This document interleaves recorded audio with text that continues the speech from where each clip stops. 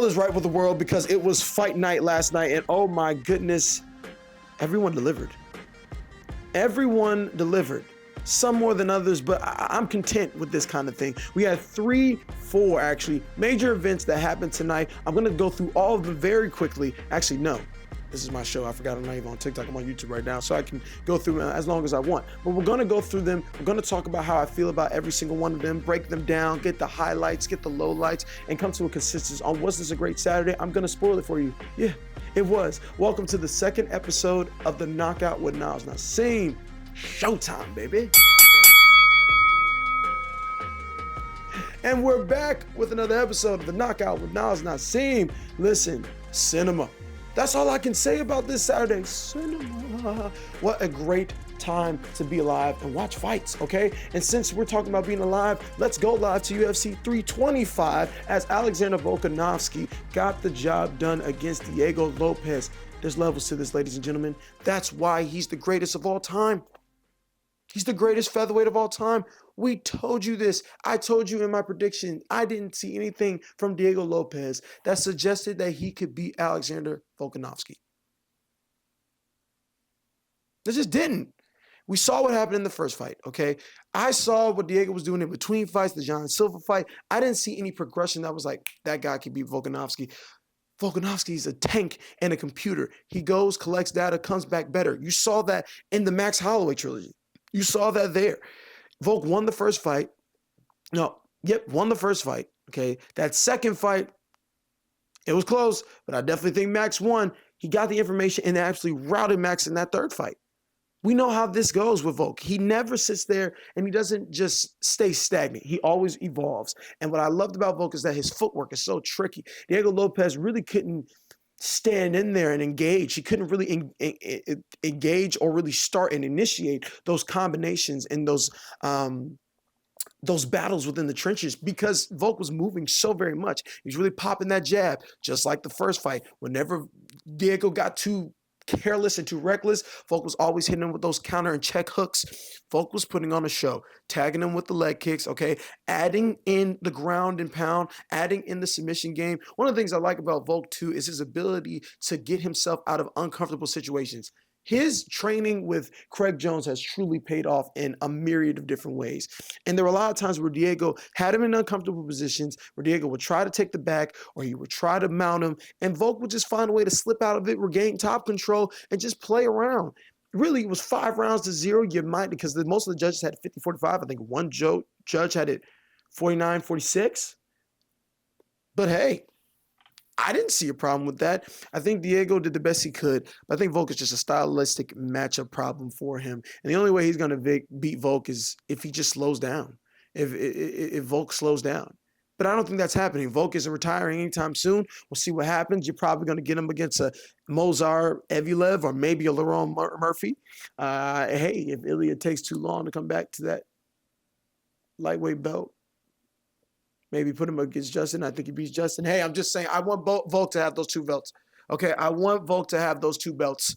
I do. Okay, don't judge me. Don't judge me. I want Volk to have those two belts, and I'm so mad that he hasn't gotten the chance to be that double champion. But I digress. But it's probably going to be Lerone Murphy or Mozar Evelev. What's next for Diego Lopez? I don't really know. We got to check those featherweight rankings and see. Probably catch somebody up in the top 5. He doesn't go down too low. He's still a perennial contender. And I do believe that one day he will win a featherweight championship. I really do believe he will. I just don't think it would be while Volk is active on the roster. Okay? Let's go to our co-main event. Dan Hooker versus Benoit Saint-Denis. It was the fight of the night, an absolute banger. We told you this. These two are absolute madmen. It's nothing but violence. There are some matchups you cannot create and think that they're not going to deliver. Dan Hooker, Benoit, two top 10 lightweights. Incredible. Dan Hooker coming off a series of wins, getting himself back within the top 5, came off of a loss, but still in that circle. He's always just going to be there, all right? Benoit Saint-Denis had so much hype coming in. Then that loss to Dustin Poirier. He had another loss. He had to try to figure out who he was again. He's found his rhythm. He's found his stride. He's working his way back up. This was a great fight. I truly believe that if Benoit kept it standing, it was going to be a problem because I'm not going to pick many people against Dan Hooker when it comes to a firefight, because Dan Hooker is one of the best strikers in the UFC. He has that body type that really is frustrating. It's long, it's lanky, and the way he strikes is just so precise. Even though sometimes he can get into a dog fight, he stands at range and he can pick you apart. But here's the one thing about Benoit Saint-Denis, he just doesn't care. I can't really do a technique breakdown on him because it's not that he doesn't have any fight technique. He just goes forward. That's just what it is. He just goes forward. He pressures his opponent. He makes him uncomfortable. He overwhelms them. That's it. And then he gets you on the ground and absolutely smashes you. What he did with those elbows to Dan Hooker, that fight should have been stopped maybe 30 seconds before it actually did. I mean, Dan Hooker was getting absolutely mauled with those elbows and those strikes and getting absolutely hammered to the ground. And that's what Benoit Saint-Denis does. He lives up to his name as the God of war. He makes war. None of his performances are going to be pretty. That's not what he's about. He's going to come forward. He's going to come after you. He's going to overwhelm you. He is going to slaughter you. And then once he gets you on that ground, there's nothing about trying to hold position. He has one mission: get the finish. Get the finish. And he did. And he absolutely cracked Dan Hooker. And now you see, we got to start having him in top 5 lightweight contention conversations and who he's going to fight next. You know, I wouldn't mind him fighting Patty. Patty just coming off of a loss to Justin Gaethje. Have him go ahead and get back into the title contention pool. Wouldn't mind that. Him going up against Patty Pimblett. We'll see what happens with a Max Holloway or a Charles Oliveira. That's going to be a banger in UFC 326 and how they fit into the mix. A lot of things that can happen. For Dan Hooker, I'm never going to say retire because he's always a live dog. He's always a live wire. And so we'll see where the UFC matches him. But the one thing I can say about this brother is that he loves to fight. He comes to fight. He always finds a way to never drop out of the top 10. And he's just a great fighter, a good fighter. He's not going to be championship level. And he even said that. And that's unfortunate because I really was pushing that Dan Hooker a championship level agenda probably around COVID times 2020 after, some of those wars he had with Paul Felder and Dustin Poirier. But man, he's a great fighter, and we'll see where the UFC is going to match him up next. Coming in with our third fight on the main card, Rafael Fiziev versus Mauricio Hufi. What can I say? Again, another good fight. Two phenomenal strikers that have technicality, but have two different styles when it comes to how they operate within the striking range. Listen, Fiziev is great as far as his kick is concerned because he's so explosive. That man can throw 2 or 3 kicks in the blink of an eye. You never know what's happening. And what's really cool is that, especially that switch kick, he can close distance with a switch kick. Not a lot of people can close distance with a kick. Not a lot of people can. Fiziev can close distance with a switch kick and make it explosive and come forward and really tag you. Not all the time is it going to hit directly on the body, but it hits on those arms. It hits on the shoulders. It hits on in the solar plex. What they do is they just wear you down to where you can't keep your guard up, and then he can start tagging you with those punches. His hooks, the way he can throw his two, they're so nasty. He throws punches and bunches. That's where he really thrives. He has one punch knockout power, but it really comes in the form of punches and bunches and coming in close range and really just ripping them off. Pow, pow, pow, pow, pow. The problem is I didn't see him do that as much in this fight. I saw him really dominate with the kicks, but Mauricio Hufi seemed to find a flow state after the initial onslaught. Fiziev was winning in a lot of ways, but both of them were pot-shotting. One shot here, another shot here.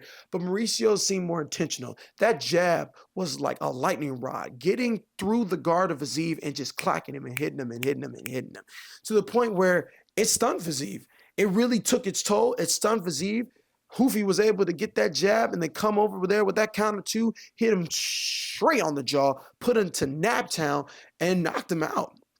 And Mauricio Hufi gets the win. Great way to rebound. We see that Hufi actually took his camp to be with Volkanovski at Freestyle MMA down there in Australia. I love to see what the fight nerds are doing. A lot of people try to say they were frauds. They're not frauds. They were going up against the best in the world. That's what happens when you fight in the UFC. Idiots, stop going off this boxing thing where everybody has to be undefeated. No, just because you don't have an O doesn't mean you have to go. Very simple. Welcome to the UFC where we actually make the best fighters in the world fight each other, and they're going to take losses. Stop being dumb. The fighter nerds in that team were never frauds. They ran up against some of the best in the world. They retooled, and now you see they're back on the winning streak. Protest got his last dub. You got John Silver getting his last dub last week. You see Hoofy's getting the job done. This is what's happening. Okay, sometimes you have to leave some gyms, they have to make some changes, and that is a-okay. It's not indicative on the team, but what it is indicative of is that these fighters are smart and they're capable of making the right decisions for their careers. Okay, now we're gonna go to another fight: Tai Tuivasa versus Thaleson Teixeira. Um, a classic Thai fight. You know, he got juiced up, bum rushed Thaleson. Thaleson was able to negate that, wrap him up, put him to the ground. Once you get Tai on the ground, that's pretty much it. That's pretty much it. Won't say there weren't moments in this fight where Tai wasn't tagging him, though. Tai was definitely using that overhand right to the best of his abilities. When he slowed down, he was really getting that range, throwing those leg kicks that he's actually really good at throwing, those leg kicks, especially that inside leg kick and tearing up that lead leg as well. He was doing a great job. One of the things I respect, there was a combination that Towson threw in the second round where he got him with about a 4-punch combination, stunned Tai, and instead of trying to go into a war with Tai, which probably could have got him caught, took him down, held him to the ground. Genius. Win the fight. Win the fight, especially against someone like Tai who could put you out in a moment's notice. Win the fight. Win the fight. I know Tai went back to Dubai, was training with Cyril God, separated himself from his family. He looked good in this fight, but just the ground game is never going to be his strong suit. And it's just one of those things where Teixeira did what he needed to do. Got the job, got the dub. It wasn't like a rout, but it was a firmly controlled fight for Teixeira. It's a monster. Dude's so big. Dude's over, what is he, over 6'5", 260 pounds with that long length. He's a nightmare. He really is a nightmare. And he can do some damage as long as he gets better, I think, in the striking aspect of what he does, which he's already good there. But at the higher level, if he's going up against a Cyril or Tom, even like a Volkov or something like that, I want to see some things get a little more crisp. But he's a live wire. He can do everything when he wants. And Tai Tuivasa is just a guy that you're going to put on the card to always have a good fight. It was good to see that he made the top 5 a good time ago. But now he's settled into that top 15, top 12. And you got to know where you're at as a fighter. You need to know where you're at. Heavyweight's just one of those divisions where it's very weird, and we just need to see what's going to happen when Tom gets back after that eye surgery. So let's tap into that. Finally, we had the first fight, Malarkey versus Salkid, if I'm saying his name right. A great fight, ended in submission. Not too much to talk about. Job got done. 2 great fighters in the lightweight division. Can't wait to see what these two do later on in their careers and seeing where they go and progress forward. 2 really good Aussie fighters, but the job got done, and Salkid was able to make it happen via submission. And Malarkey's just always going to be a game fighter. Always going to be a game fighter. UFC 325 was live. Incredible. Great job of a fight card. Loving this Paramount Plus, except for those ads. It is $8.99, so I will not complain. However, though, these ads during the walkouts are egregious. Egregious. All right. Royal Rumble happened. What a show. Okay. I would rate it a 7 out of 10. Solid show. First thing we need to talk about production-wise, that Mania next year is going to be insane. And for a month, that stadium that they built for the Royal Rumble was incredible. 25,000 seat stadium, state of the art. The production, the fireworks, the stage was absolutely incredible. Now, one of the things we have to talk about is this. It was packed. It was full.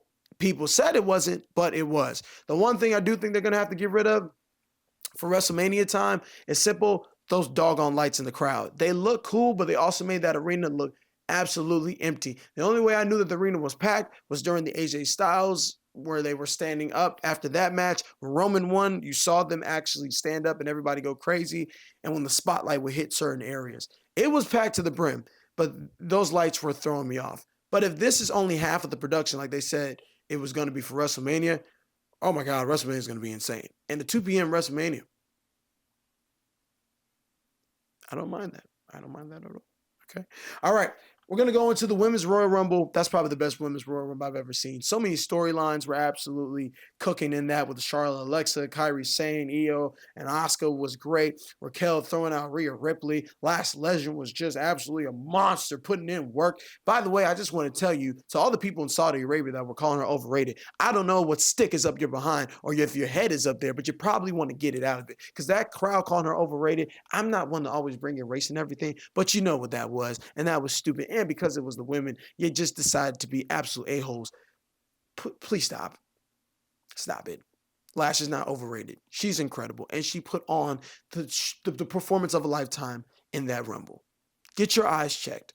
I believe, sometimes I just feel like there's certain people that just don't deserve to watch wrestling because it's not even just a matter of an opinion. You just say stupid stuff just to say stupid stuff. I think the crowd was good, but that one thing pissed me off. Stop it, okay?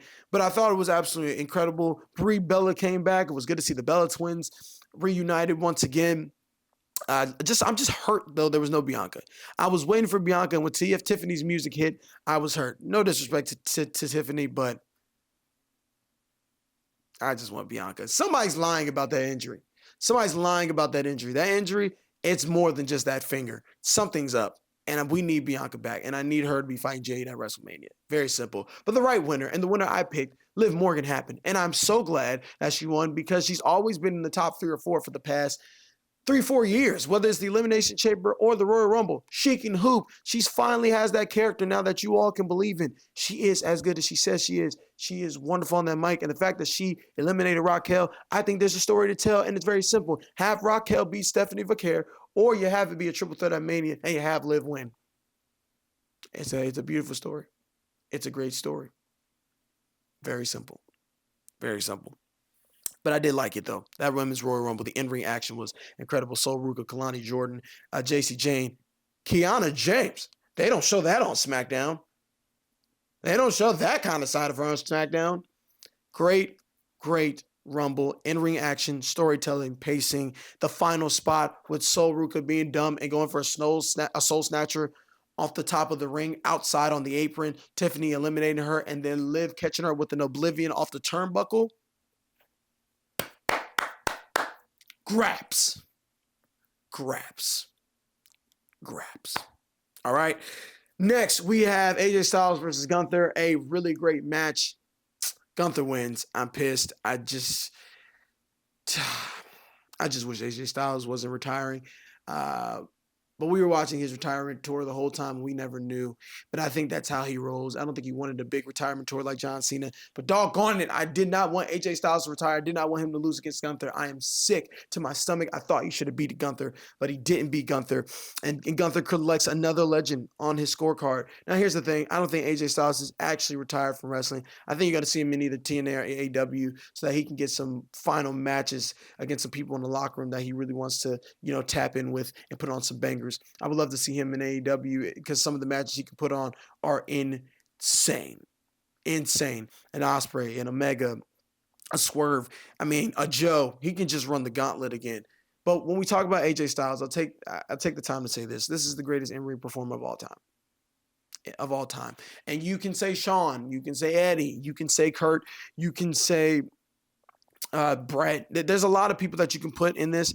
But I'm going to put my money on AJ, and here's why. I will say this. One thing about Shawn is that the emotion he can draw the crowd is second to none. But when it comes to AJ Styles, and John Cena said this, there's no style of wrestling where he has a weakness in. He can strike with anybody. He can fly with anybody. He can technically wrestle and roll with anybody. He has the power game now. He is able to perform at such a high level and do it so cleanly.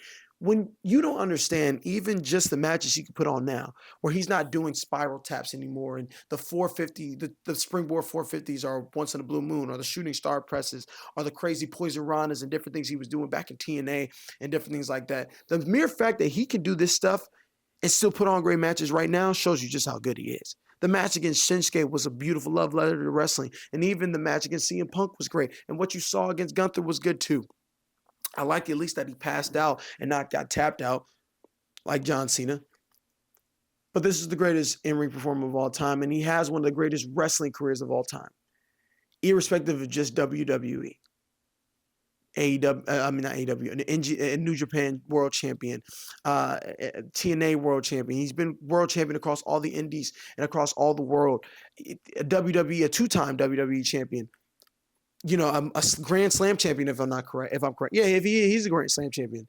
He's just one of the greatest of all time. And I thank you for the memories, AJ. And I thank you for what you've done for the sport. You've inspired me and a myriad of other generations of wrestlers to do what they do in the ring. You are simply the greatest of all time when it comes to that ring. When that bell sounds, there's nobody better. No one. No one. Drew McIntyre, Sami Zayn. It hurts in a sense because they ain't never given Sami that title. Good God. And I mean, he won clean. I was at least expecting some kind of interference, but it was nothing. Drew beat him again. 12-0. How do you lose to someone 12-0 and not get one in there? I don't know what we do with Sami Zayn now for WrestleMania. It looks like the WrestleMania main event for night 1 or 2 is going to be Jacob, Cody, and Drew. I don't mind that. I don't mind that at all. But that's the right winner. That's how it should have went. But dang, I don't know what we do with Sami at this point. Okay, now we go to the men's Royal Rumble. Solid Royal Rumble. I think the women's was better as far as in-ring action is concerned. I didn't think there were too many head-turning things in the men as far as returns are concerned. LA Knight was in there. We had some surprises with Mr. Iguana, La Parca. Definitely thought that Grande Americano was that spot was pretty cool. To have both El Grande Americanos in the ring was sick. I thought that was funny. But there was a lot of things that we can talk about. Javon Evans, great performance, lasted 40 minutes, absolutely put on a show. I'm glad for these NXT guys to see Javon, Trick, and Oba in there. I wish Carmella was in that. I wish Carmella was in the Rumble too, but he's fine with the U.S. Championship. But to see this black talent flourishing on the main roster, the future is bright. I love the way it's being shown. Trek Williams got the pop of the night. He should not have got eliminated that early, though. That was stupid. I felt like this Royal Rumble was very rushed in the sense of they were going back-to-back with people. A lot of times they weren't letting things breathe. They were letting the ring pile up. But I will give you this, Obafemi. I'm proud of you, young buck. All gas, no brakes, no bread, no water, just meat. As Booker T would say, I'm talking that was absolutely insane. He put on a show, and when him and Brock faced off, it was incredible. Brock should not have eliminated Obafemi, though. Obafemi should have eliminated Brock. I don't know what we're doing sometimes. It's like, Chase, some things are right in the hand of WWE, and they fumble it. I don't get it. Obafemi should have eliminated Brock. It would have been 10 times better. And mind you, too, when Obafemi and Brock stared off, The Miz should not have been the next person there. It should have been Roman, because that roof would have blown off the place if you had Roman, Brock, and Oba standing there. Heck, that could have been even a final 3. But if Oba would have won, I would have been mad. But it is what it is. Yeah, Powerhouse Hobbs, now known as Royce Keys debuting. He did a great job throughout Damian's Priest. I mean, he's already got the red carpet just lined out for him. Royce is going to have a pretty good career in WWE. He's built like a monster. He's built like he should be. He's built like a champion. I'm excited to see whether he's going to Raw or SmackDown. I think you should put him on SmackDown. I think that the Royal Rumble was just good. Another thing, too, they've given Logan Paul 2 Final Four runs. I know that we're talking about Braun Breaker being the star of that Vision team. They still have big plans for Logan Paul. 2 Final Four runs. 2. Last year, he was in there with Jay Uso, John Cena, and I'm forgetting the last one. This year, he was in there with Gunther, Roman Reigns, and Randy Orton. He's going to be a world champion whether you like it or not. You can book it, and he's going to main event a couple WrestleManias. Just get over it. And finally, we had, before I get to Roman winning, who the heck was in the mask that took out Braun Breaker? Now, I thought it was a pretty good swerve. I am sad that I didn't get to see Oba and Braun stand off and have a little tussle. I would have liked to see that better. It's a no disqualification match. It probably could have just had someone interfere after a little bit, but we'll take it. The one thing I will say, though, is this whole masked person doing the job and then running off, it's kind of getting tiring and old. However, though, if it is Austin Theory, I understand, because he could be playing double agent with the Vision. We don't know. Or it could have just been Seth. I wouldn't mind that being Seth as well. But finally, we had the OTC win. acknowledge him, love Roman Reigns. Very proud that he got the job done. And this time, it wasn't like 2015 where the crowd booed him. That Saudi crowd went insane and they lost their mind. Listen, you saw on the Pat McAfee show where Roman Reigns was like, hey, I'm doing everything I could. I took a break so that you guys can come up and try your best to make new stars. But he called out creative for not making new stars and for not producing quality television. And now he has to come back and do what he does, which is be the tribal chief and tell compelling stories and perform at the highest level and compete at the highest level. I know you're going to say WWE with the safe option, and I agree. They don't take risk a lot of times. Although this last couple months, this January has been a pretty good January, especially on the SmackDown side.